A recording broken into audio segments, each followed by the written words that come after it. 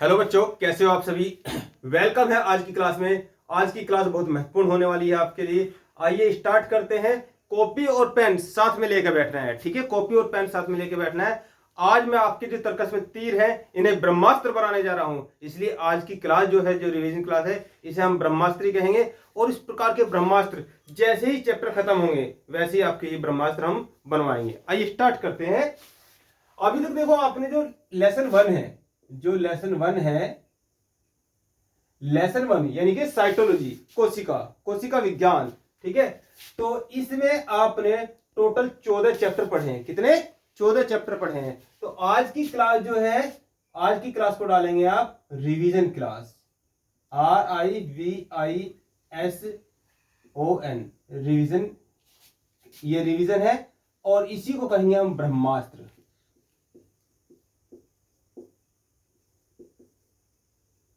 ये ब्रह्मास्त्र होने जा रहा है ये। अब इसको ब्रह्मास्त्र कैसे बनाएंगे? सबसे पहले तो हम हर बार की तरह आज की क्लास का वो रिवीजन करते हैं जो लास्ट क्लास में हुआ है। तो लास्ट क्लास में हमने आपको क्या विविध पढ़ाया था। जो लेक्चर पार्ट नंबर 14 था उसमें क्या है, विविध पढ़ाया था। तो विविध में सबसे पहले आप ले लेते हैं विविध को ही। विविध में क्या लिया था? जो मिसलेनियस पार्ट था उसमें आपने क्या लिया था, ठीक है। मेरे साथ साथ इसी प्रकार के नोट्स बनाते रहेंगे, इसी प्रकार के नोट्स आप बनाते रहेंगे। तो यहां पर विविध में आपने सबसे क्या क्या चीज ली थी? एक तो लिया था आपने क्या, स्तंभ सेल, स्तंभ कोशिका।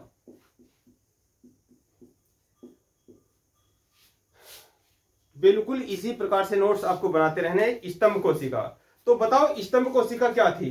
रिवीजन में अब बताइए, मैं पढ़ा चुका हूं। आज पढ़ाने का कार्य नहीं है, आज आपके तर्कस में तीर दिए हैं, उन्हें ब्रह्मास्त्र बनाने का कार्य है, ठीक है। और लास्ट में पूरा एक ब्रह्मास्त्र बन जाएगा आपके लिए। अब इसको किसी भी एग्जाम के लिए, चाहे यूपी पुलिस हो, चाहे दिल्ली पुलिस हो, चाहे इंडियन आर्मी हो, चाहे देश की सबसे छोटी नौकरी ग्रुप डी हो, या देश की सबसे बड़ी नौकरी IAS PCS हो, वो हर एक के लिए ब्रह्मास्त्र का काम करेगा। ये डिपेंड करेगा आपकी मेहनत के ऊपर, ठीक है। आप मेहनत कितनी करते हो, कितनी इसको तराशते हो, कितनी इसमें धार लगाते हो, ठीक है। स्तंभ कोशिकाएं क्या होती हैं? ये डॉक्टर सेल कह सकते हो। क्या कह सकते हो आप इन्हें? डॉक्टर सेल कह सकते हो। जो हमारे ये कोशिकाएं क्या होती हैं? ये कोशिकाएं अपने आप को क्या है, लाखों वर्ष तक ये जीवित रहती हैं। स्तंभ कोशिका में हमने बताया था, जो स्तंभ कोशिका होती है तो एक प्राकृतिक जैविक प्रक्रिया है। क्या है? एक प्राकृतिक जैविक प्रक्रिया है जो स्तंभ कोशिकाओं के द्वारा होती है। और इसमें क्या होता है, इस वैसे तो नॉर्मल रूप से कोशिका 120 दिन तक जीवित रहती है। आगे चल के आप पढ़ोगे कोशिकाएं कितनी, 120 दिन तक जीवित रहती है। तो एक व्यवस्थित तरीके से, एक क्रमबद्ध तरीके से वो डेड होती है और नई कोशिकाएं आती रहती हैं, ठीक है। तो इसमें स्तंभ कोशिका हमने पढ़ा था, यह एक प्राकृतिक जैविक प्रक्रिया है जिसमें शरीर की कोशिकाएं खुद ब खुद नियंत्रित और व्यवस्थित तरीके से नष्ट होती रहती हैं, ठीक है। तो ये क्या है, ये और ये जो इसका जो सिस्टम है, जो स्तंभ कोशिकाओं का सिस्टम है, ये एपोप्टोसिस कहलाता है। रियल में 3 प्रकार का होता है। कितने प्रकार का? 3 प्रकार का होता है। एक क्या होता है, एपोप्टोसिस। एक क्या होता है, एक होता है नेक्रोटोसिस। एक होता है नेक्रोटोसिस और एक होता है ऑटोफेजी। तो ये 3 प्रकार से ये प्रोसेस होता है, ठीक है।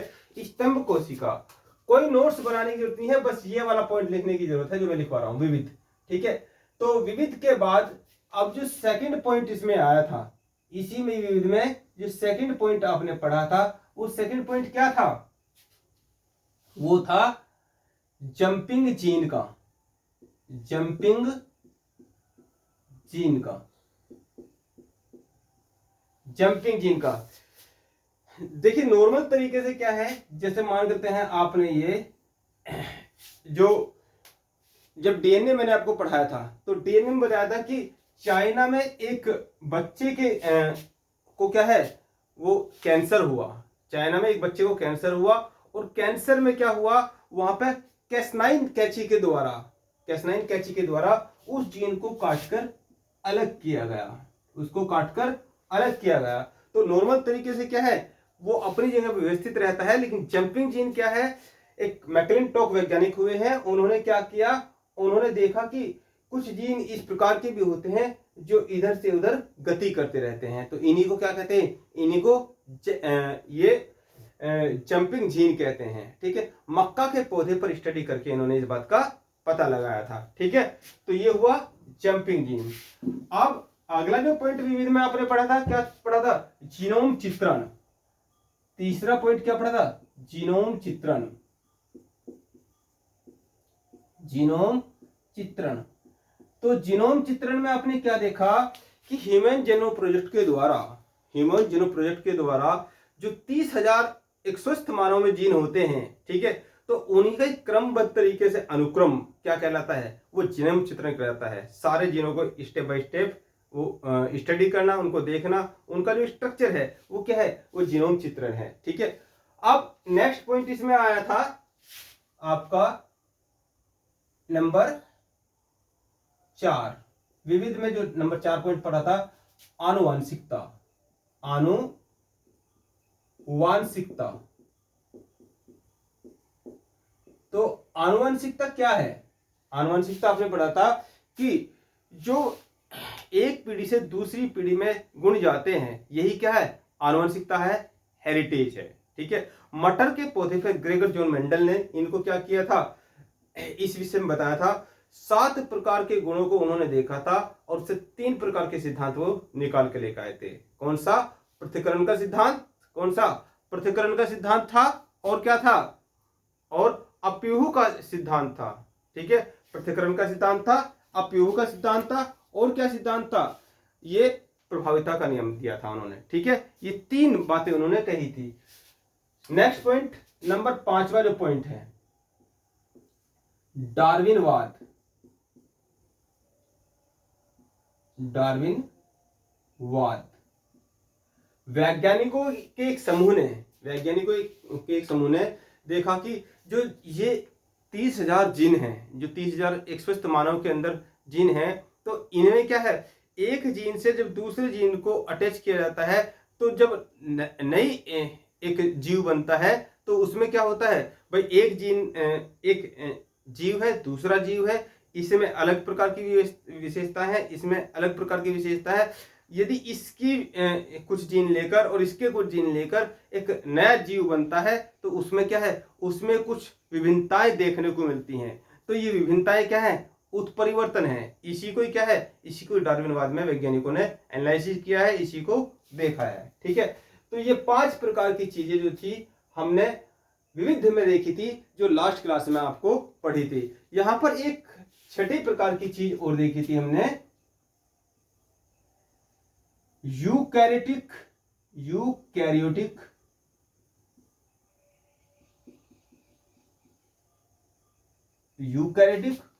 और प्रोकैरियोटिक।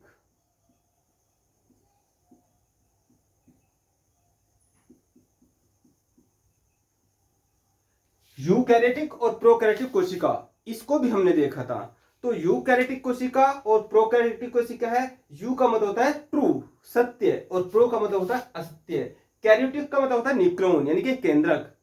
तो जहां पर केंद्रक रियल में उपस्थित है, जैसे मेरी कोशिका में और आपकी कोशिका में, तो वो क्या है, वो सत्य कोशिका है। ठीक है, और जहां जब इस प्रारंभ था, तो प्रारंभ में ये इस प्रकार से एस्टेब्लिश नहीं थी। जो न्यूक्लियस था, जो कोशिका है और कोशिका के अंदर जो न्यूक्लियस है, वो इस प्रकार से नहीं था, यहां पर क्या है, यहां पर जो जीव द्रव्य है, तो इसके ना होने की वजह से ये जीव द्रव्य अंदर भी था। ठीक है, ये क्या असत्य कोशिका थी। धीरे धीरे डेवलप हुआ, जैसे मानव ने सभ्यता के विकास में अपने आप को डेवलप किया है, तो यहाँ पर भी धीरे धीरे डेवलपमेंट हुआ। बाकी इसमें जो और चीजें हमने बताई हैं, वो ये चीजें बताई हैं कि इसके अंदर अब माइटोकॉन्ड्रिया है, हरित लवक है, वो सारी चीजें जो 8 प्रकार की चीजें जो साइटोप्लाज्म में हमने पढ़ी है, वो सब इसके अंदर हमने बताई है। यहाँ एक अलग से प्रकार की चीज जो देखने को आपको मिली है, वो क्या है, राइबोसोम। क्या है, राइबोसोम। भाई ग्रोथ तो तभी होगी जब प्रोटीन अंदर बनेगा, धीरे धीरे डेवलपमेंट होगा, तो यहाँ पर क्या है 80S प्रकार का राइबोसोम्स होता है, यहाँ पर 70S प्रकार का राइबोसोम्स था। तो ये धीरे धीरे क्या हुआ, डेवलप हुआ। एक अवसादन गुणांक के माध्यम से इन्हें क्या है मेजर किया जाता है, यू आकार का होता है। ठीक है, तो वो एस जो है उसमें एक यूनिट है और वो क्या है सेव्ड बर्गर। ठीक है, वो सेव्ड बर्गर कहलाता है। तो यहां पर इस प्रकार की चीजों को हमने यूकैरियोटिक और प्रोकैरियोटिक में देखा। ठीक है, अगला पॉइंट लेंगे। अभी 6 पॉइंट विविध को करने के पश्चात, जो लास्ट क्लास है उसका रिवीजन करने के पश्चात हम आते हैं बिल्कुल स्टार्टिंग से। तो जब ये चैप्टर मैंने स्टार्ट किया था उससे पहले भी हमने साइंस आपको पढ़ाया था। क्या पढ़ाया था? साइंस की भूमिका आपको बताई थी। तो साइंस क्या है? तो सबसे पहले पॉइंट जो बना था हमारा विज्ञान। ठीक है, तो हमने क्या पढ़ा था, यहां पर इसको अलग कलर से ले लेते हैं। सबसे पहले जो स्टार्टिंग हुई थी वो विज्ञान से हुई थी। किससे? विज्ञान। एक बात और ध्यान रखना, जो बच्चे बीच बीच में रेड पेन का यूज कर लेते हैं उनको रेड पेन का यूज नहीं करना। आपको नोट्स बनाने के लिए काले और नीले पेन का, ब्लैक और ब्लू पेन का यूज करना है। 2 पेन और आपको साथ में रखने हैं, ग्रीन और रेड। अब जो ग्रीन पेन है, ग्रीन पेन इंपोर्टेंट के लिए है। ग्रीन पेन क्या है? इंपोर्टेंट के लिए है। और जो विशेष बात होती है जब आप पूरे एक पेज का एनालिसिस करते हैं तो उसमें मुख्य बात क्या है, आपको अपने सोच से भाई इसमें इसका जिस्ट ये है, तो वहां पर क्या है अंडरलाइन करना है ग्रीन पेन से। और जो बातें आपको समझ में नहीं आती हैं उसे लाल पेन से क्या करना है, अंडरलाइन करना है और उसे हमसे डिस्कस करना है। ठीक है, उसे आप हमसे कॉल करके पूछ सकते हो। अगला पॉइंट, तो विज्ञान जो है, विज्ञान के विषय में बताया था कि यहां पर सरकारी नौकरी के परिप्रेक्ष्य है, सरकारी नौकरी के परिप्रेक्ष्य जो विज्ञान पढ़ना है आपको, 3 प्रकार का विज्ञान पढ़ना है। कितने प्रकार का? 3 प्रकार का विज्ञान पढ़ना है। एक तो पढ़ना है क्या है आपको, एक पढ़ना है फिजिक्स, एक पढ़ना है केमिस्ट्री और एक पढ़ना है बायोलॉजी। बायोलॉजी भी 2 प्रकार का है, बायोलॉजी भी 2 प्रकार का है। एक तो क्या है जूलॉजी और एक क्या है बॉटनी। ठीक है, जूलॉजी और बॉटनी। यहां पर यदि देखा जाए तो लगभग ये जो फिजिक्स और केमिस्ट्री है, जो फिजिक्स और केमिस्ट्री है ये आपको 30% आता है सरकारी नौकरी में। लेकिन क्योंकि नौकरी करने तो आप जाओगे इसलिए बायोलॉजी का पोर्शन ज्यादा है, 70% बायोलॉजी से पूछा जाता है। और उसमें भी 2 पार्ट है जूलॉजी और बॉटनी, उसमें 90% क्या आता है, वो जूलॉजी आता है। ठीक है, तो ये सब बातें आपसे पहले ही हो चुकी थी। यहां पर विशेष बात यह है कि यहां पर विज्ञान क्या है, सिस्टमेटिकल नॉलेज है, क्रमबद्ध तरीके से ज्ञान अर्जित जो करते हैं वो विज्ञान है। और यदि हम बात करें कि जो हम फर्स्ट स्टार्टिंग किया, जो बायोलॉजी को स्टार्ट किया है, तो बायोलॉजी के पापा कौन हैं? तो बायोलॉजी के पापा यहाँ पर 2 पार्ट है जूलॉजी और बॉटनी। तो लगभग 500 जंतुओं पर अरस्तु अंकल जी ने क्या किया था, स्टडी किया था। एक बुक लिखी अपनी हिस्टोरी ऑफ एनिमलेनिया। तो उसमें क्या किया, उसमें इन्होंने जंतुओं के बारे में क्रमबद्ध तरीके से बताया। ये जूलॉजी के तो पिता है, तो बायोलॉजी के भी, ये भी बायोलॉजी का पार्ट है इसलिए ये बायोलॉजी के भी पिता हो गए। इसी प्रकार से थियोफ्रेस्टस ने क्या काम किया, सबसे पहले हिस्टोरी ऑफ एनिमलेनिया लिखी और उसमें वनस्पति जगत के बारे में, पेड़ पौधों के बारे में, घास फूस के बारे में, पादप के बारे में वो स्टडी किया, बताया। इसलिए इसे थियोफ्रेस्टस को इसका पापा कहते हैं बॉटनी का। ठीक है, उसके बाद जब हम बायोलॉजी की तरफ बढ़े तो बायोलॉजी में हमने सबसे पहले साइटोलॉजी को समझा। क्या समझा? साइटोलॉजी को, साइटोलॉजी। तो जब साइटोलॉजी को समझा तो साइटोलॉजी में जो पहला पॉइंट आया वो क्या आया, कोशिका। साइटोलॉजी में पहला पॉइंट कोशिका क्यों है? देखिए हमारे पास क्या है, हमारे पास एक तो पेड़ पौधे हैं ये, ठीक है, और हमारे पास क्या है, ये जंतु है। ठीक है, ये फिश भी उसी कैटेगरी में आ रही है, जंतु की कैटेगरी में। ये जरा सी चींटी भी उसी कैटेगरी में आ रही है। तो यहां पर जो ये संरचना दिखाई दे रही है, ये आकृति दिखाई दे रही है, ये आकृति दिखाई दे रही है, ये आकृति दिखाई दे रही है, ये आकृति दिखाई दे रही है। तो यहां पर इनका जो छोटा बीजारोपण है, जिस चीज से बने हैं, ठीक है, तो वो क्या है, वो छोटा सा बिंदु जो नग्न आंखों से दिखाई नहीं दे सकता, वो क्या है, कोशिका है। तो यहाँ के हिस्ट्री के बारे में बाद में बात करेंगे। तो इस पूरी स्टडी को, इन जो पूरी कोशिका की स्टडी को क्या बोलते हैं, साइटोलॉजी बोलते हैं। तो यहाँ पर कोशिका विज्ञान पढ़ा हमने, इसमें क्या पढ़ा है, कोशिका विज्ञान। तो साइटोलॉजी में क्या समझा, कोशिका विज्ञान। यहीं से पहला बिंदु निकल के आया, यहीं से पहला बिंदु निकल के आया कि कोशिका क्या है। यहाँ पर कोशिका की परिभाषा, ठीक है। तो यहाँ पे परिभाषा, पहला पॉइंट क्या निकल गया, परिभाषा। तो किसी भी जीव की जो एक्टिविटी है, जो मैं बोल रहा हूं, वो किसके माध्यम से, कोशिका के माध्यम से बोल रहा हूं।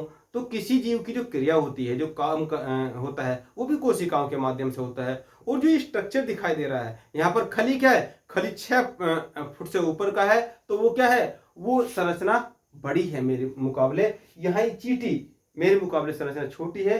बरगद का पेड़ बहुत बड़ा होता है, दुबड़ा घास बहुत छोटी होती है, ठीक है। तो जितने भी प्रकार के जीव की संरचना है वो सब कोशिकाओं से मिलकर ही बनी है, क्योंकि सबसे पहले क्या होता है, सबसे पहले कोशिका होती है, उससे ऊतक बनते हैं, ऊतक से क्या बनते हैं, अंग बनते हैं, और अंगों से अंग तंत्र बनते हैं, और उन तंत्रों के ग्रुप को क्या बोल देते हैं, बॉडी बोल देते हैं। तो इसीलिए कोशिका की परिभाषा क्या हुई, किसी भी जीव की जो संरचना होती है, संरचनात्मक और क्रियात्मक इकाई क्या कहलाएगी, कोशिका कहलाएगी, ठीक है। तो ये हुई कोशिका की परिभाषा। तो इसमें अब कोशिका की परिभाषा, जब कोशिका इतनी इंपॉर्टेंट है, तो वहां पर उसके बारे में खोजें स्टार्ट होगी। तो सबसे पहले रॉबर्ट अंकल जी ने, सबसे पहले क्या काम किया, रॉबर्ट अंकल जी ने सबसे पहले कोशिका के बारे में स्टडी किया। अब रॉबर्ट अंकल जी ने क्या देखा कि जो ये आपने देखा होगा केमिस्ट्री की लैब में, स्कूलों में देखा होगा जो लैब होती है केमिस्ट्री की, तो केमिस्ट्री की लैब में, एक मिनट रुको जरा,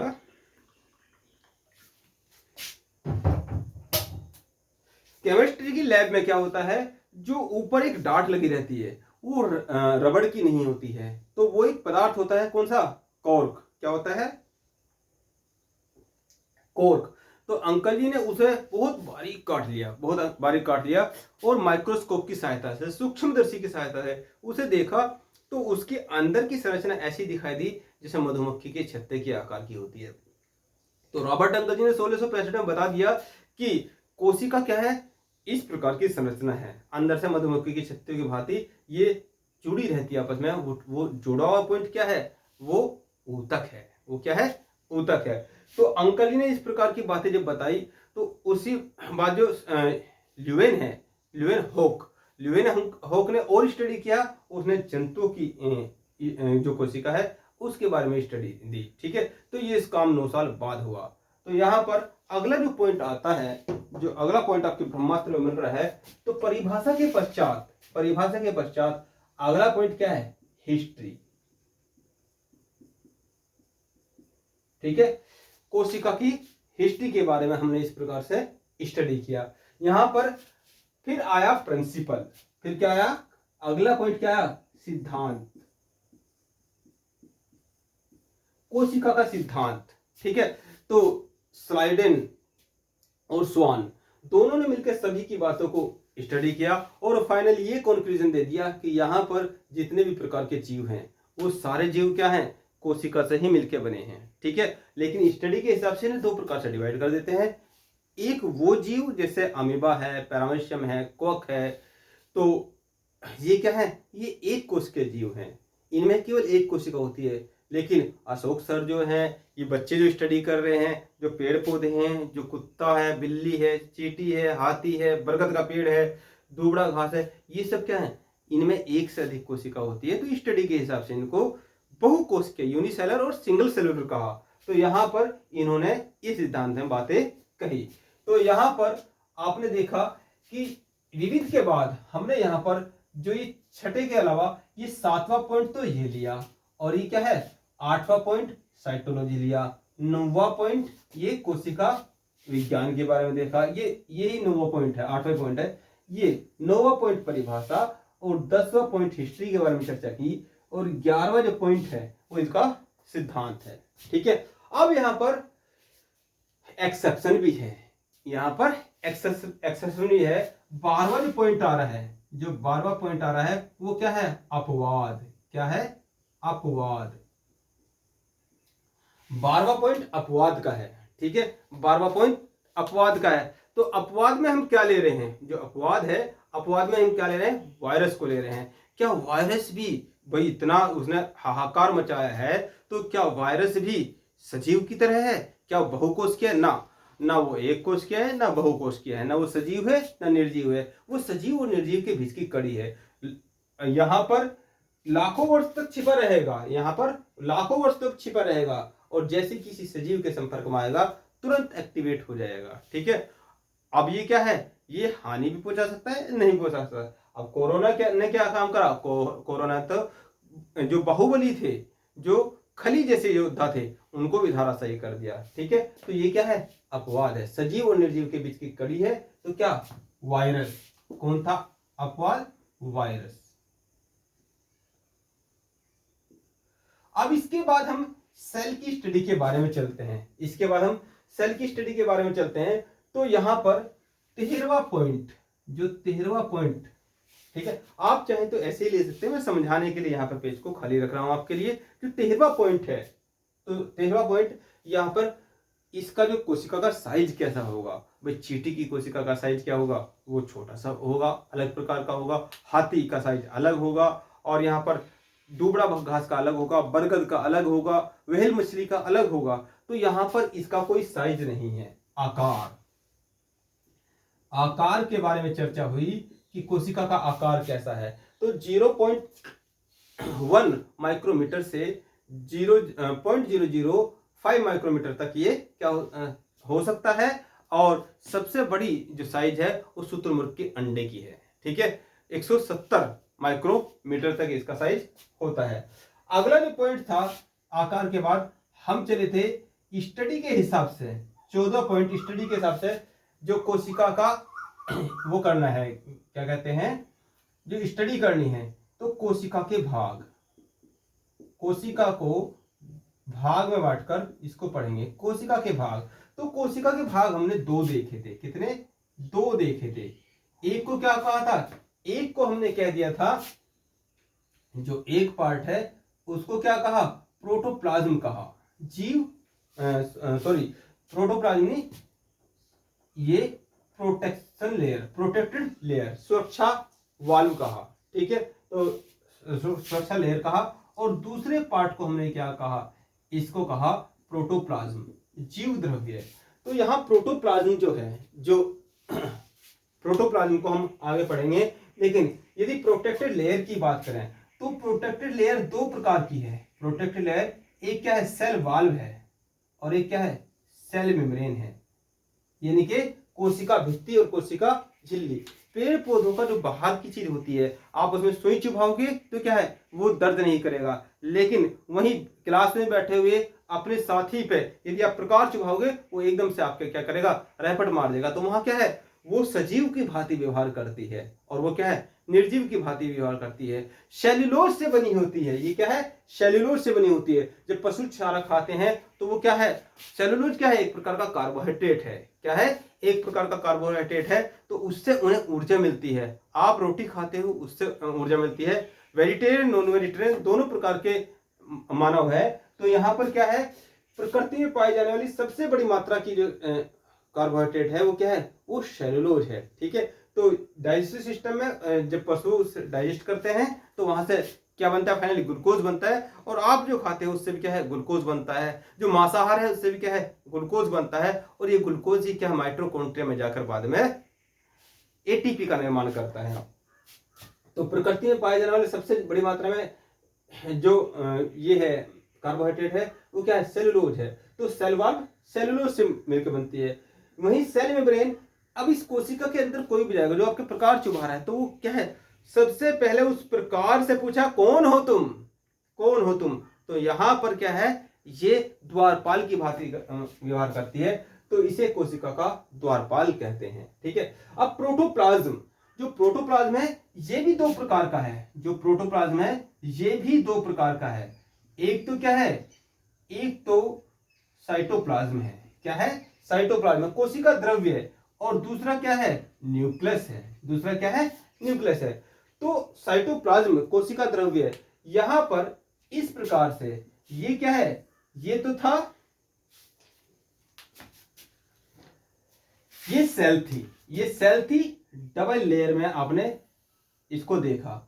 अब यदि इसके अंदर देखें, इसके अंदर क्या था, इसके अंदर जीव द्रव्य था, लेकिन यहां पर ये बीच में एक पॉइंट के आने की वजह से ये क्या है, ये जीव द्रव्य दो पार्ट में बट गया। अंदर का जो पोर्शन है, जो अंदर का पोर्शन है वो क्या है, जो ये अंदर का पोर्शन है वो क्या है, वो द्रव्य अलग हो गया। तो ये अंदर का द्रव्य क्या है, ये केंद्रक द्रव्य कहलाएगा, और बाहर की चीज क्या कहलाएगी, वो कोशिका द्रव्य यानी कि साइटोप्लाज्म कहलाएगी, ये साइटोप्लाज्म कहलाएगी। अब इस साइटोप्लाज्म के अंदर आपको 8 प्रकार की चीजें पढ़नी है, इस साइटोप्लाज्म के अंदर आपको 8 प्रकार की चीजें पढ़नी है। वही क्या है, मूल रूप से कोशिका अंग है, कोशिका के अंग है, ठीक है, उन पर चर्चा करेंगे। और यहाँ पर आपको 4 प्रकार की चीज देखने को मिलेंगी, यहाँ पर 4 प्रकार की चीजें देखने को मिलेंगी, उनके बारे में चर्चा करते हैं, ठीक है। तो स्टेप बाय स्टेप अब हम चलते हैं मूल चैप्टर की तरफ, जहां पर हम कोशिका के अंगों को अध्ययन कर रहे हैं, कोशिका के अंगों का अध्ययन कर रहे हैं। तो यहाँ पर जो वो 8 प्रकार की चीजें हैं, जो वो 8 प्रकार की चीजें हैं, तो यहाँ पर कोशिका के भाग। अब यहाँ पर सबसे पहले आप 15वें नंबर पर पढ़ते हो, ठीक है, वो क्या है, वो है आपका ईआर, एंडोप्लाज्मिक रेटिकुलम। जो कोशिका होती है, जो कोशिका होती है, तो उसका जो स्ट्रक्चर है, जो कोशिका का स्ट्रक्चर है, पूरा ही स्ट्रक्चर यहां पर डिपेंड कर रहा है, ये न्यूक्लियस है, तो यहां पर ये स्ट्रक्चर है, पूरा स्ट्रक्चर इसी के ऊपर बनता है, तो इसीलिए इसे कोशिका का कंकाल तंत्र कहते हैं। तो 15वां पॉइंट आपने ईआर का पढ़ा। जो 16वां पॉइंट आप पढ़ रहे हैं, जो 16वां पॉइंट पढ़ रहे हैं, वो क्या पढ़ रहे हैं, वो राइबोसोम को पढ़ रहे हैं। किसको, राइबोसोम।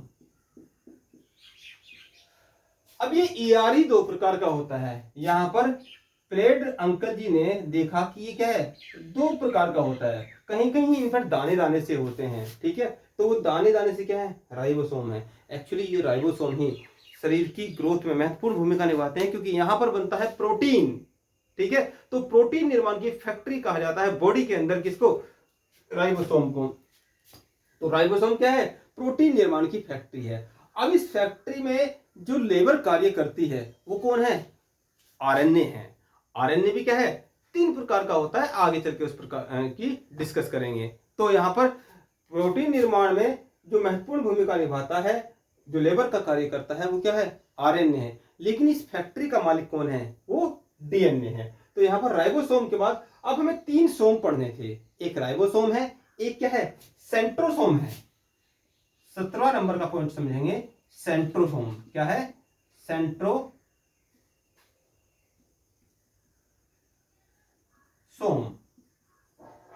तो सेंट्रोसोम क्या है, तारकाय है। सेंट्रोसोम क्या है, तारकाय है। जब हम सबसे पहले माता के गर्भ में होते हैं, तो माता के गर्भ में जो सबसे पहला जो चीज बनती है, वो सेल क्या कहलाती है, वो जाइगोट कहलाती है।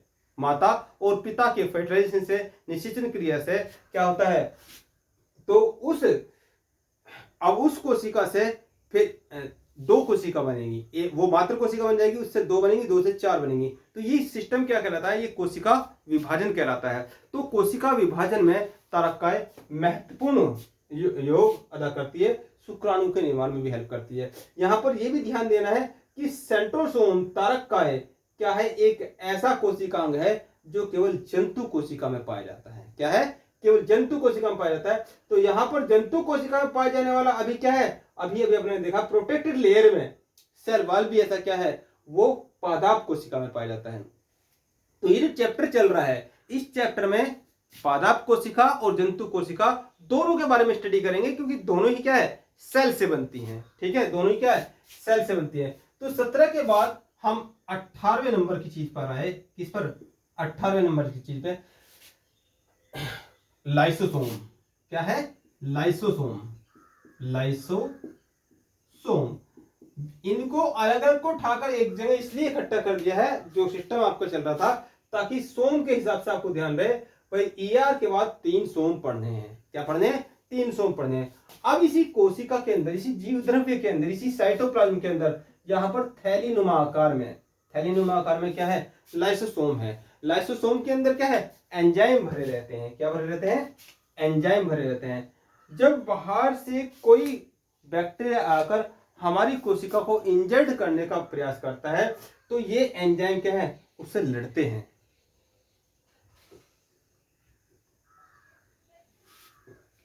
क्या करेंगे, उससे फाइट करेंगे।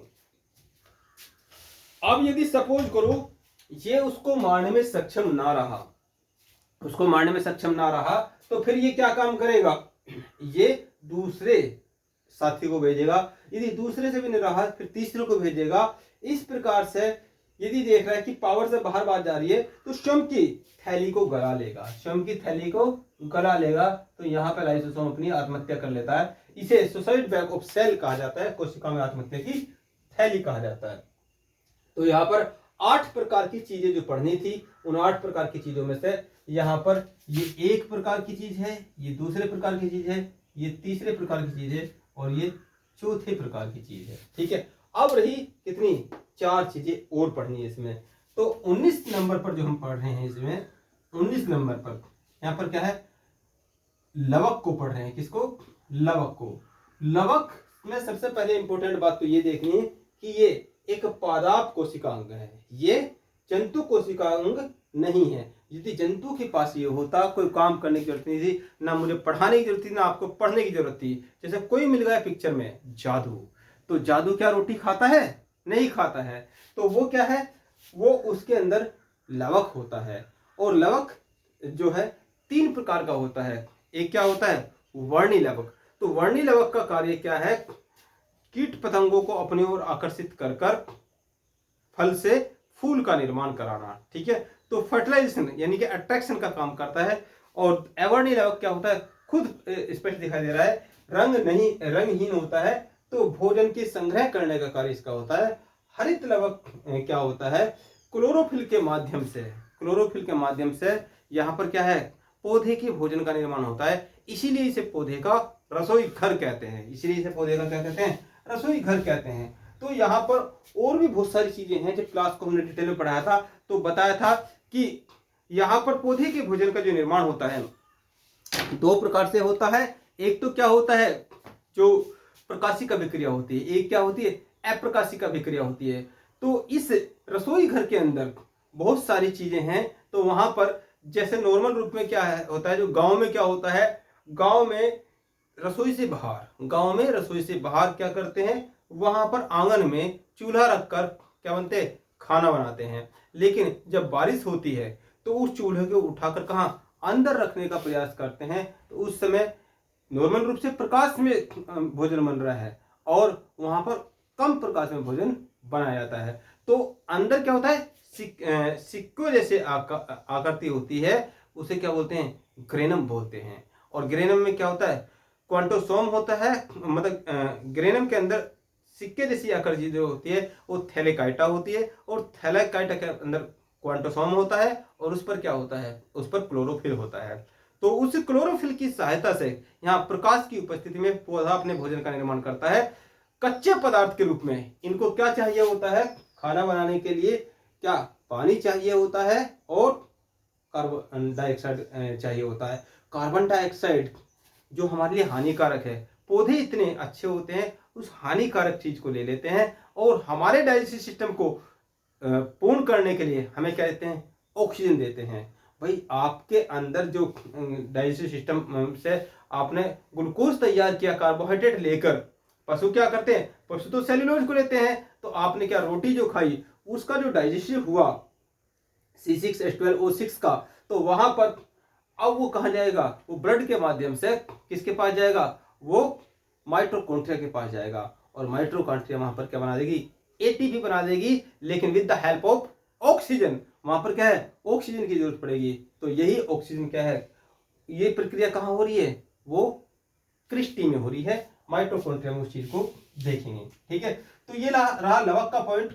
और 19 से 20 नंबर का पॉइंट आया क्या, ये आया माइटोकॉन्ड्रिया को ही ले लो, माइटोकॉन्ड्रिया।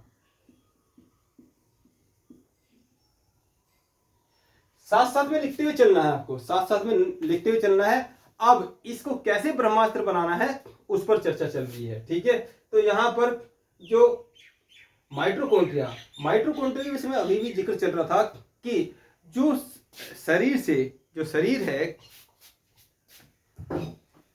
जब आप भोजन करते हो, हम आपका ही एग्जांपल लेंगे इसमें, ये आपका क्या है, ये आपका मुंह है। ठीक है, और ये क्या है, नाक है। यहां से जब भोजन अंदर जाएगा उसके पश्चात ये क्या है, अमाशय में पहुंचेगा। कहां पहुंचेगा, अमाशय में। लगभग 3 से 4 घंटे भोजन यहाँ रहेगा।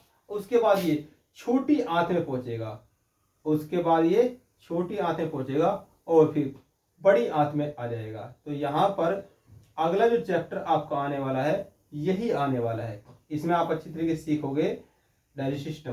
तो यहाँ पर जो आपकी थाली है, थाली में क्या है, आपने ये मट्ठे का गिलास रख रखा है, ये चावल भी रख रखे हैं, ये रोटियां भी रखी हैं और ये कटोरी में दाल भी रखी है। अब जब इस भोजन को खाओगे तो इसमें से क्या है, इसमें से 3 प्रकार की चीजें मोस्टली हम संतुलित भोजन में लेते हैं। तो उसमें से जो एक पावर वाली चीज होती है उसे क्या बोलते हैं, उसे कार्बोहाइड्रेट बोलते हैं। क्या बोलते हैं, कार्बोहाइड्रेट। अब कार्बोहाइड्रेट का डाइजेशन तो मुंह से स्टार्ट हो जाता है, ठीक है, लेकिन फाइनली डाइजेशन यहां पर जाकर होता है, छोटी आंत में जाकर होता है। ठीक है, छोटी आंत में ये क्या बन जाएगा, ये कार्बोहाइड्रेट बन जाएगा C6H12O6, ग्लूकोज बन जाएगा। अब ये ग्लूकोज यहां पर क्या होती है, यहां पर कुछ लसिकाएं होती हैं, इनके माध्यम से ये ब्लड के माध्यम से ये कहां पहुंच जाएगा, ये बॉडी में पहुंच जाएगा। ये मानव है तो यहां पर इसके हाथ में पहुंचेगा, कोशिकाओं के अंदर पहुंचेगा सभी जगह। तो इसके हाथ में पहुंचेगा, मस्तिष्क से पहुंचेगा, पूरी बॉडी क्या कोशिका से मिलकर बनी है। तो यहाँ पर ये क्या काम करेगा, यहाँ पर जब पहुंचेगा तो यहाँ पर पहुंचने के पश्चात ये क्या काम करेगा, माइटोकॉन्ड्रिया में एटीपी का निर्माण करेगा। ठीक है, तो क्या प्रोसेस है वो आप इसमें 2 प्रकार से ये एटीपी का निर्माण होता है। एक होता है क्रेब्स चक्र, एक हैंस चक्र होता है। तो रेस्पिरेटरी सिस्टम जब चैप्टर पढ़ाएंगे तो उसमें अच्छे प्रकार से बताएंगे। फिलहाल आपको इतना ध्यान रखना है कि कोशिका के अंदर जो ऊर्जा का पावर हाउस है वो क्या है, माइटोकॉन्ड्रिया है। और माइटोकॉन्ड्रिया में कच्चे पदार्थ के रूप में क्या पहुंचता है, वो ग्लूकोज पहुंचता है। क्या पहुंचता है, ग्लूकोज पहुंचता है। यहाँ पर धसी हुई अंगुलियों की जैसी जो संरचना होती है इसकी माइटोकॉन्ड्रिया की, उस अंगुली जैसी संरचना को क्या बोलते हैं, क्रिस्टी बोलते हैं। उस पर क्या होता है, F1 कण होता है। तो वहीं पर क्या है, उस F1 कण पर ही प्रोसीड होता है, वो वहीं पर शोषण होता है। तो यहाँ पर ये जो नोस्टल कैविटी है, यहां से क्या है, वायु जाएगी। अब वायु अंदर जब जाएगी, फेफड़ों के पास जाएगी, तो वहां पर क्या फिल्टर हो जाएगी और ऑक्सीजन को अंदर भेज देगी। ऑक्सीजन अंदर जाने के पश्चात यहाँ माइटोकॉन्ड्रिया में क्रिस्टी पर आएगी, F1 कण पर आएगी और यहीं पर क्या है, ग्लूकोज है। दोनों में जैविक क्रिया होगी और ऊर्जा जो बनेगी वो एटीपी बनेगी। कौन सी, एटीपी, एडिनो ट्राइफॉस्फेट। तो इस प्रकार से यहाँ पर ऊर्जा का निर्माण होता है। जिन बच्चों को डिटेल तरीके से इस चीज को जानकारी नहीं मिली है वो माइटोकॉन्ड्रिया ऊर्जा का पावर हाउस वाले लेक्चर को तसल्ली से देख लेना। पूरे स्ट्रक्चर बनाकर उसमें बहुत अच्छी तरीके से समझाया गया है। ठीक है, अगला पॉइंट,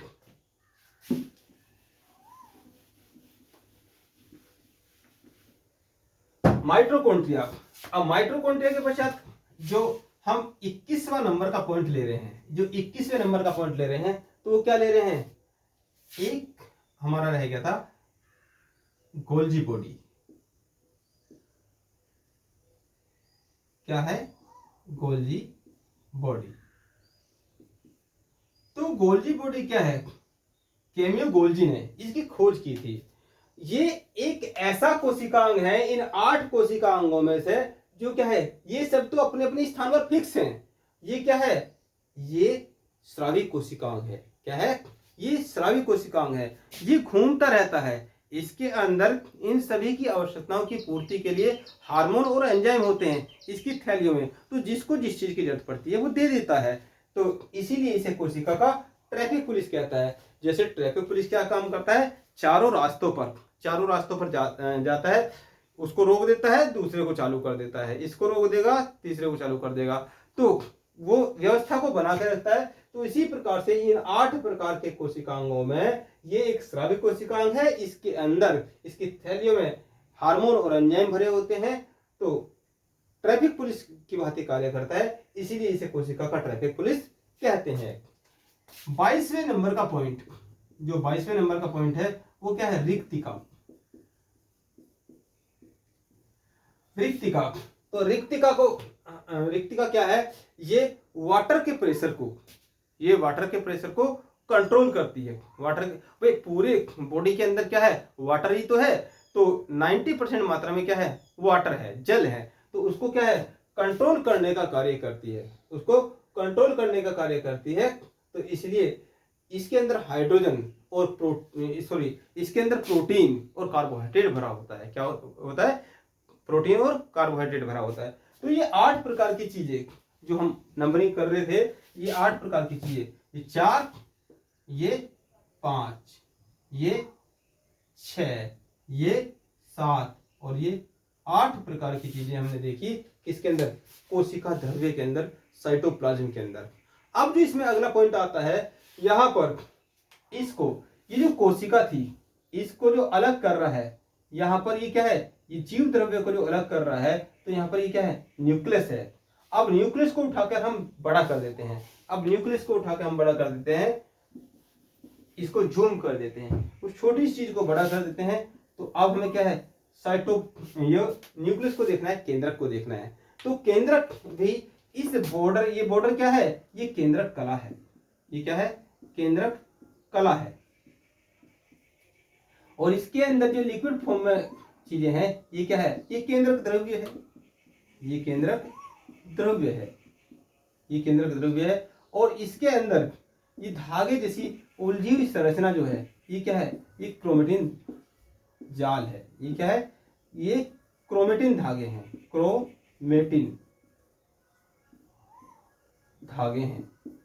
क्रोमेटिन धागे हैं। और यहीं पर एक पॉइंट और क्या आता है, ये केंद्रिका है। ये क्या है, केंद्रिका है। तो 4 प्रकार की चीजों को हम क्या करते हैं, केंद्र के अंदर देखते हैं। जो हमने लिखा है यहाँ पर न्यूक्लियस में, ये 4 प्रकार की चीजें ये आपके सामने है, ठीक है। लेकिन मूल रूप से इसमें हमने क्या है, 2 चीजों को पढ़ा है। वो 2 चीजें क्या है, पहला तो क्या है, क्रोमोसोम है। तो 8 प्रकार की चीजें देखी, ये 22वें नंबर का पॉइंट। जो 23वें नंबर का पॉइंट है आपका, वो क्या है, केंद्रक है। और इसी के अंदर जो हम पढ़ेंगे 24वें नंबर का पॉइंट, ठीक है, इसी के अंदर जो 24वें नंबर का पॉइंट पढ़ेंगे, वैसे तो ये 4 प्रकार की चीजें हैं, तो क्रोमोसोम को पढ़ेंगे। किसको, क्रोमोसोम को। एक्चुअली क्रोमोसोम जो क्रोमोसोम है वो क्रोमोसोम में क्या होता है, गुणसूत्र होते हैं। क्या होते हैं, गुणसूत्र होते हैं। और क्रोमोसोम जो बनता है वो हिस्टोन प्रोटीन और डीएनए से बनता है। ये जो डीएनए है, जो तो पहले जो हिस्टोन प्रोटीन और डीएनए से बनता है, ये जो डीएनए है ये आनुवंशिक पदार्थों को एक पीढ़ी से दूसरी पीढ़ी में ले जाने का कार्य करता है, ठीक है। अब डीएनए के विषय में फ्रीडरिक मिशर ने बताया था कि सिंगल हेलिकल है। क्या है, सिंगल हेलिकल है। हेलिकल क्या होता है, सांप के जैसी संरचना। हेलिकल क्या होता है, सांप जिस प्रकार से ऐसे पर चलता है उसके प्रकार की संरचना होती है, वो सिंगल हेलिकल कहलाती है। लेकिन वहीं वाटसन ने बाद में बताया नहीं, ये सिंगल हेलिकल नहीं है, ये डबल हेलिकल है। ये क्या है, ये डबल हेलिकल है। कैसा है, ये डबल हेलिकल है, इस प्रकार से है। और यहाँ पर ये बंधे होते हैं, आपस में बंधे होते हैं। एक बच्चे ने चित्र बना के दिया था कि सर देखो हमारा चित्र कितना अच्छा बना है, तो उसमें बेटे मिस्टेक ये थी, उसमें यहाँ पर आपको डबल बॉन्ड लगाना है, ये हाइड्रोजन के बंध होते हैं। और फिर आपको ट्रिपल बॉन्ड लगाना है। क्या लगाना है, ये भी हाइड्रोजन के बंध होते हैं। तो 2 हाइड्रोजन बंध और 3 हाइड्रोजन बंध से ये जुड़ा होता है। अब यहां पर क्या होता है, हमने बताया था कि डीएनए में जो हमने क्या, ये वाटसन ने बताया, हमने क्या, ये वाटसन ने बताया, बता तो किसने दिया था, फ्रेडरिक मिशन ने बता दिया था। क्या बताया कि इसमें मूल रूप से जो डीएनए में होता है वो एडेनिन, गुआनिन, थाइमिन और साइटोसिन होता है। तो एडेनिन और थाइमिन, ये एडेनिन है, ये थाइमिन है, तो इस प्रकार से ये दोनों डबल हाइड्रोजन बंध से जुड़े होते हैं। और जो ये गुआनिन है और साइटोसिन है वो ट्रिपल हाइड्रोजन बंध से जुड़े होते हैं। तो इस बात का भी ध्यान रखना है आपको, एग्जाम में अक्सर यहीं से क्वेश्चन पूछता है। लेकिन यहीं पर अब जो फ्रेडरिक मिशर है और वाटसन में क्या अंतर रहा, तो उन्होंने बताया कि यार ये जो देखने में एक सही लगता है, जो फ्रेडरिक भैया ये देखने में एक सही लगता है, यहां पर ये लो ऐसा ही है। अब यदि 2 डीएनए तो आपको देखने में ऐसे ही लगेगा कि वो क्या है, वो डीएनए है, लेकिन एक्चुअली में क्या है, ये आरएनए है। ये क्या है, आरएनए है। लेकिन आरएनए की चर्चा मैंने आपसे बाद में की है, क्योंकि यहीं पर क्रोमोसोम के अंदर जो डीएनए होता है, असलियत में ये आनुवंशिक लक्षणों को ले जाने का कार्य तो करता है, लेकिन इसका जो अंदर कार्य करने वाला है वो कौन है भाई, डीएनए तो क्या है, मालिक होता है, ठीक है, राजा होता है। पूरी बॉडी में डीएनए भरे पड़े हैं, तो ये क्या काम करता है, इसके अंदर जीन होता है। क्या होता है, जीन होता है। जो क्रियात्मक फंक्शन है, एक्टिविटी पार्ट है, वो क्या है, वो जीन है। तो अगला ही पॉइंट क्रोमोसोम में आपने पढ़ा 24 नंबर के पश्चात आपने 25वां जो नंबर पढ़ रहे हैं, यहाँ पर 25 नंबर पर आपने डीएनए को पढ़ा और 26वां नंबर जो पढ़ा आपने जीन को पढ़ा।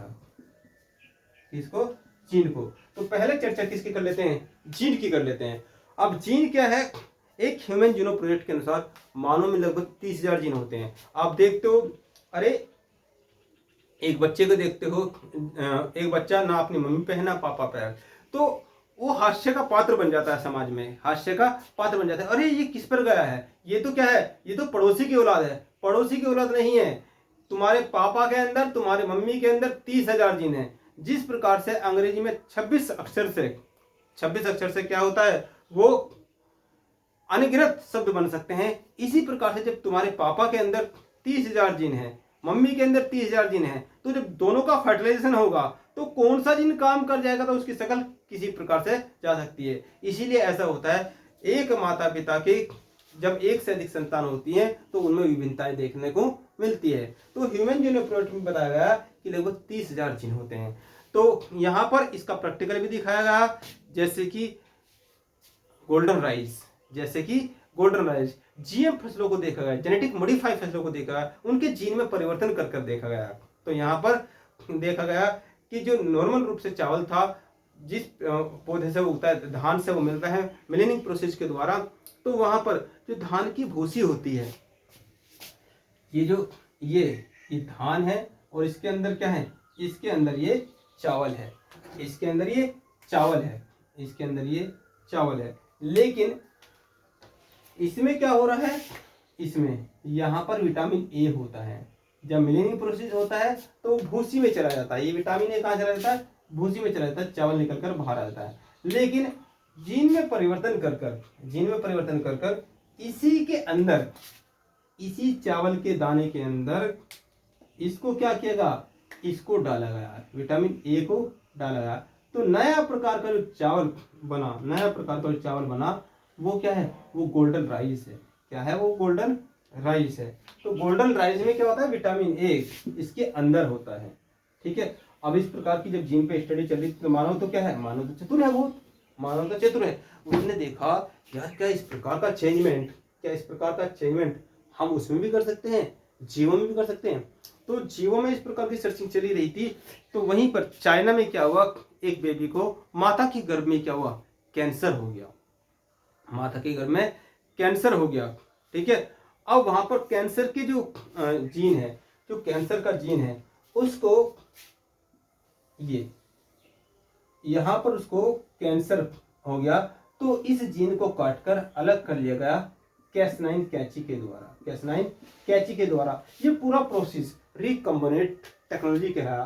तो यहाँ पर अलग किया गया, तो यहाँ पर देखा गया जब हम ऐसा अलग कर सकते हैं तो यहाँ पर ऐसा भी कर सकते हैं, किसी को लड़का चाहिए किसी को लड़की चाहिए तो लड़की वाला जीन ही डाल देते हैं भाई, पुरुष से लेकर सीधा वाई गुणसूत्र डाल देते हैं यदि उसको लड़का चाहिए। मोस्टली क्या है, लोगों को लड़के लड़के ही चाहिए, लड़की किसी को चाहिए ही नहीं, तो क्या है लड़के वाला गुण निकाल के डाल देते हैं। अब क्या है, इस प्रकार से तो पुरुष पुरुष ही हो जाएंगे, पूरा सिस्टम बिगड़ जाएगा, पूरा सिस्टम बिगड़ जाएगा। अब जो पैसे वाले लोग हैं वो तो क्या है, वो तगड़े तगड़े बच्चों को पैदा कर लेंगे, खली जैसे, जिन्हें सुंदरता चाहिए वो ऐश्वर्या राय जैसी लड़की को पैदा कर लेंगे, तो पूरा सिस्टम ही बदल जाएगा। वैश्विक दृष्टि से इस बात की अवहेलना की गई और इस सिस्टम को आगे फॉरवर्ड नहीं किया गया। तो यहाँ पर जीन के बाद जो हम अगला टॉपिक लेके आते हैं, तो जीन के बाद फिर अगला जो टॉपिक है इसी केंद्र के अंदर 27वें नंबर का पॉइंट आपको पढ़ना है, वो क्या है, वो केंद्रिका है। क्या है, केंद्रिका है। तो केंद्रिका में मूल रूप से हमने देखा कि ये आरएनए के निर्माण में हेल्प करती है, तो जो आरएनए उधर नहीं पढ़ा था वो इधर पढ़ना है। तो पढ़ना क्या है उसमें, बस इतना सा पढ़ना है कि जो इसमें थायमीन के स्थान पर क्या होता है, यूरेसिल होता है। यहाँ पर नवीनता की दृष्टि से, वर्तमान परिदृश्य से ये भी देखना है कि जो जीव होते हैं उनके अंदर वो न्यूक्लिक होता है, तो वहाँ पर कुछ आरएनए ये जो एक पीढ़ी से दूसरी पीढ़ी में गुण जाते हैं वो डीएनए के द्वारा जाते हैं। तो क्या आरएनए में भी आनुवंशिक पदार्थ होता है? 90% आरएनए में आनुवंशिक पदार्थ नहीं होता है, लेकिन कुछ अपवाद है इसमें, जैसे वायरस। तो वायरस में एक पीढ़ी से दूसरी पीढ़ी में गुण चले जाते हैं, ठीक है। तो इसीलिए जैसे कोरोना वायरस है, ठीक है, वो भी आरएनए का बना है। जैसे एड्स का वायरस है वो भी आरएनए का बना है। तो इस प्रकार से यहाँ पर आपको अलग क्या है, ये चीज पढ़नी है। यहाँ पर एक सिस्टम और बताया था हमने आरएनए के बारे में, एक अलग से चीज और जाती है, वो क्या है, वो ट्रांसक्रिप्शन। आरएनए आपने देखा था राइबोसोम में, आरएनए आपने देखा था राइबोसोम में प्रोटीन निर्माण की फैक्ट्री के लिए हेल्प करता है। तो आरएनए 3 प्रकार का होता है। आरएनए कितने प्रकार का होता है? 3 प्रकार का होता है। एक तो क्या होता है, आरएनए राइबोसोमल, ये आरएनए 3 प्रकार का है। आरएनए एक तो आरएनए है, एक क्या है, ये एमआरएनए है, और एक क्या है, टीआरएनए है। तो आरएनए का फुल फॉर्म तो समझेगा सेम है, राइबोज न्यूक्लिक अम्ल। तो यहाँ पर ये जो आर है, एम है, इसके मायने बदल जाते हैं। ये राइबोसोमल है, संख्या में सबसे ज्यादा यही होते हैं, ये लेबर का कार्य करते हैं। टीआरएनए ट्रांसपोजिबल है, ये जो यहाँ पर प्रोटीन निर्माण के लिए जो हेल्प करेगा, वो कच्चा माल चाहिए, वो क्या चाहिए, अमीनो एसिड चाहिए, तो अमीनो एसिड को लाने का कार्य करेगा। एमआरएनए एम फॉर मालिक, ठीक है, मालिक से मिलने वाले आदेश, और एम फॉर मैसेज भी होता है, तो मालिक से मिलने वाले आदेश का पालन करेगा। अधिकारियों को आदेश दे देते हैं कि कितना प्रोडक्शन तैयार होना है, तो वो क्या होते हैं, इस संख्या में कम होते हैं, ये संख्या में कम होते हैं। भाई ऑफिसर तो कम ही होंगे, काम करने वाले ज्यादा होंगे उसमें। तो इस प्रकार से यहाँ हमने ये देखा कि जो ये केंद्रिका में एक अलग से जो पॉइंट लेकर आना है, वो ये देखना है कि जो ये चीजें हैं, क्या आरएनए से डीएनए बन सकता है, क्या डीएनए से आरएनए बन सकता है। तो ये जो प्रोटीन जो बन रहा है, आरएनए से जो प्रोटीन बन रहा है, ये ट्रांसलेशन कहलाता है। क्या कहलाता है? ट्रांसलेशन कहलाता है। और यदि डीएनए से आरएनए बनना हो तो क्या कहलाएगा? ट्रांसक्रिप्शन कहलाएगा। और डीएनए से आरएनए, यदि आरएनए से डीएनए बन रहा हो तो रिवर्स ट्रांसक्रिप्शन कहलाएगा। ये बातें हमने आपको अलग से बताई थी। तो ये रहा केंद्रिका वाला पॉइंट, ये रहा केंद्रिका वाला पॉइंट। अब उसके बाद हम विविध पे आए थे। तो यहाँ पर ये पूरी आज की क्लास, जितनी भी क्लास थी, जितने भी टॉपिक थे, वो सारे टॉपिक आपके हमने यहाँ पर कवर करा दिए हैं। तो ये रिवीजन है, आपको भी इसी प्रकार से लास्ट में जो पेज है वो ऐसा तैयार करना है, ऐसा तैयार करना है। और ये आपके तर्कस में जो तीर थे, इन तीरों को ब्रह्मास्त्र बनाया गया है। अब आपकी मेहनत है, आपकी मेहनत है, आप इसे कितना रिवाइज करते हो, ठीक है। जो नेक्स्ट लेक्चर आएगा, कुछ क्वेश्चन भेजे जाएंगे, उन क्वेश्चनों को करने का प्रयास करना। वो क्वेश्चन बड़े आराम से आपको हो जाएंगे। इस रिवीजन क्लास को करने से आपका ऐसा कोई टॉपिक नहीं हुआ होगा जो छूट गया होगा। यदि कोई टॉपिक छूट गया है तो आप बता देना, हमने सारे टॉपिक को क्लियर कर लिया है। अब आप चाहे किसी भी एग्जाम में बैठ जाना, चाहे आप आईएएस के एग्जाम में बैठो, पीसीएस के एग्जाम में बैठो, तो आपके तर्कस में तीर नहीं ब्रह्मास्त्र होंगे यदि आपने इस पर प्रैक्टिस कर ली। तो आज की क्लास को मैं यहीं पर समाप्त कर रहा हूं। किसी का कोई क्वेश्चन हो तो पूछ सकता है, ठीक है, 1 मिनट का समय है, वो पूछ सकता है। बाकी यहाँ आधे पन्ने पर ही आपका ये पूरा ब्रह्मास्त्र तैयार है।